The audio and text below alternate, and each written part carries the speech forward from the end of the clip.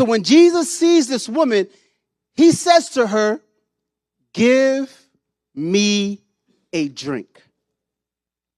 This is what is called a conversation starter.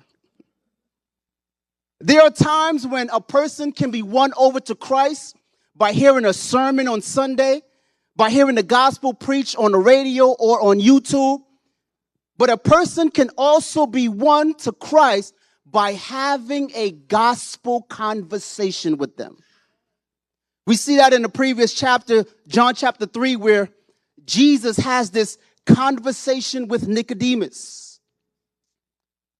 There are times where Jesus would preach on the mountaintop to a multitude of people. And there are other times where Jesus would sit one-on-one and have a conversation with an individual. Here, this woman at the well, Jesus has a conversation surrounding salvation. He has this conversation about the Holy Spirit. He has this conversation about who Jesus is, what is worship, and her need for repentance.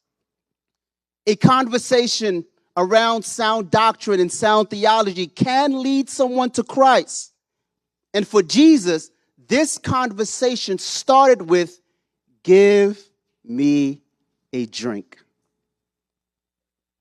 Jesus is using the well as an object lesson to expose her need, to expose her thirst, and to reveal to her the only one that can satisfy that need, the only one that can satisfy that thirst. The well is used as an object lesson to point to a higher spiritual truth, which is her need for the Holy Spirit and her need for everlasting life. Jesus needed to go through Samaria to teach this woman divine things. Give me a drink.